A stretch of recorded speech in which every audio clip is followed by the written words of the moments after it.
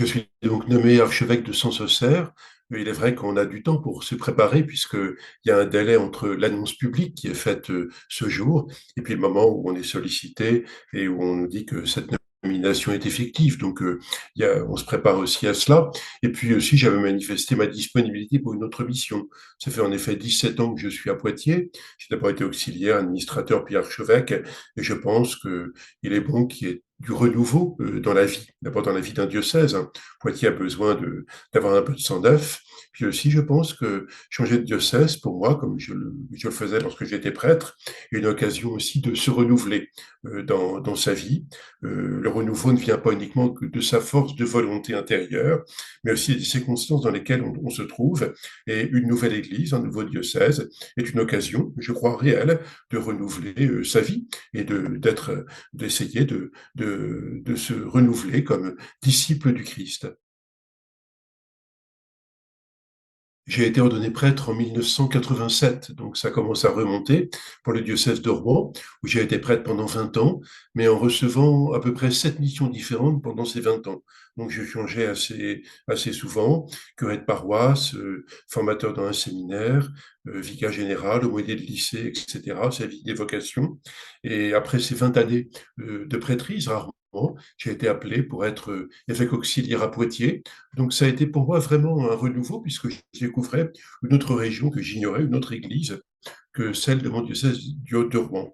Et puis le fait d'être auxiliaire et commencer comme auxiliaire m'a permis de ne pas avoir tout de suite le poids de la responsabilité sur les épaules. J'accompagnais monseigneur Rouet, hein, qui était l'archevêque de Poitiers, et il m'a permis, peu à peu, de découvrir le métier d'évêque, si j'ose dire, hein, pour ensuite devenir, lorsqu'il s'est retiré, administrateur, puis archevêque du diocèse de Poitiers depuis 2012. Et depuis 2012, donc j'essaie de servir ce diocèse que j'aime, que j'ai appris à aimer, que j'ai appris à connaître. J'ai pensé être prêtre lorsque j'étais enfant, aux alentours de 8, 9 ans, 10 ans. Je le relis maintenant comme ça, hein, c'est le moment, c'est l'âge auquel j'ai reçu le sacrement de la confirmation. Dans ma génération, des confirmés assez jeunes. Et pour moi, c'est une relecture spirituelle, hein. Je crois que recevoir le don de l'Esprit Saint a, en quelque sorte, éveillé ce désir d'être prêtre. Puis ce désir était très lié à la liturgie. J'étais en effet enfant, chanteur à la maîtrise de la cathédrale de Rouen, et chantant tous les dimanches dans la liturgie. C'est cette prière qui m'a accompagné et je reste toujours attentif et soucieux de la liturgie. Je crois que la beauté, le service de Dieu, mais toute forme de beauté est expressive du mystère de Dieu. Et j'essaie hein, de vivre cela tout au long de ma vie, parce que ce qui fonde notre existence, hein, dans l'enfance et dans la jeunesse, révèle qui nous sommes en profondeur. Le diocèse de Poitiers a été marqué par 3 synodes diocésains vécus dans les dernières années, hein. Chacun des 3 derniers évêques de Poitiers ont célébré un synode diocésain, et donc jusqu'à moi. Et je vois comment ces synodes, qui ne sont pas une sorte de solution à toute chose, hein, sont une manière de constituer un esprit diocésain par tous ceux qui y participent. Bien sûr, après, les synodes donnent des orientations, et tout le travail, c'est de les mettre en œuvre, hein, parce qu'on a vite fait d'oublier ce qu'on avait décidé la veille. Mais cependant, c'est une joie pour un évêque de présider un synode et d'en recueillir les fruits et d'accompagner cette réception.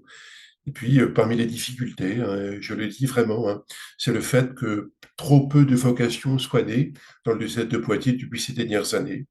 J'ai trop peu ordonné de prêtres et pour moi, c'est une forme d'échec personnel, hein, une vraie souffrance. Et je voudrais que ce n'est pas uniquement le rôle de l'évêque, mais que vraiment, on ait à cœur de transmettre cet appel. Lorsque je suis devenu évêque auxiliaire à Poitiers, j'ai choisi ou cherché une devise épiscopale et j'ai repris une phrase de l'apôtre Paul, n'éteignez pas l'esprit. C'est à la fin de la première lettre aux Thessaloniciens. Cette phrase avait été prononcée par le pape Paul VI lors d'un pèlerinage où j'étais à Rome, j'étais lycéen à l'époque, et le pape Paul VI avait dit aux lycéens dont j'étais, n'éteignez pas l'esprit, sans doute que certains parmi vous sont appelés à être prêtres. Je disais que cet appel, j'avais entendu il y a bien longtemps, mais réentendre l'interpellation du pape Paul VI adressée à des milliers de personnes, j'avais entendu pour moi. Et cette phrase m'est restée au cœur, et je l'ai choisie comme devise épiscopale, parce que je crois que l'Esprit parle au cœur de chacun. L'évêque, pour le dire d'une formule, hein, est celui qui voit loin et qui pense large. En effet, il a une mission plus large qu'un lieu particulier, même que son diocèse. Je suis membre de la conférence des évêques de France, puis avec autour du pape, hein, je participe au collège épiscopal. Et mon souci est justement d'inscrire la vie de l'Église dans la société dans son ensemble, mais aussi dans notre pays et dans le monde entier. Et le fait d'avoir cette expérience avec d'autres, hein, avec ceux qui la portent avec moi, en particulier les prêtres, c'est d'aider aussi un diocèse, une église, à comprendre sa mission, non pas simplement en fonction de l'horizon immédiat dans lequel elle se trouve, mais de comprendre qu'on s'inscrit sur une histoire extrêmement longue. Et je pense que dire cela n'est pas faire fi des défis bien concrets, de la vie concrète des gens, mais comprendre que inscrire nos vies dans un horizon large et dans le temps long nous aide aussi à peut-être relativiser des petits débats ou des petites querelles trop locales et à comprendre que l'enjeu qui compte, c'est le royaume, c'est l'évangile. J'invite les diocésains de Poitiers à poursuivre le chemin qui a été parcouru. Il y a un grand événement qui est un festival diocésain qui est prévu le 11 janvier 2025. Hein, je souhaite que cet événement, mais si je n'y serai pas, se poursuive. Hein, ça peut être un grand moment pour le diocèse de se redire les fruits, de se redire quelques perspectives. Et vraiment, j'insiste pour que cet événement, malgré mon absence, puisse se poursuivre avec ceux et celles qui portent cet événement. Hein, je les lâche un peu en cours de route, hein, qu'ils m'en excusent, mais je sais qu'ils ont toute l'énergie pour porter ce grand moment. Je demande à vous, amis de Sens et Auxerre, de m'aider à vous connaître, à vous découvrir.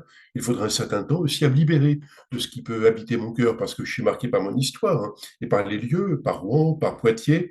Eh bien, je souhaite de ne pas trop les avoir à la bouche, ni au cœur, c'est au cœur, hein, pour vraiment être disponible à qui vous êtes et à votre histoire. Aidez-moi à cela. Puis si je parle un peu trop de mon passé, dites-le moi pour que je sois vraiment présent à vous-même et à la mission que je reçois avec vous et au milieu de vous.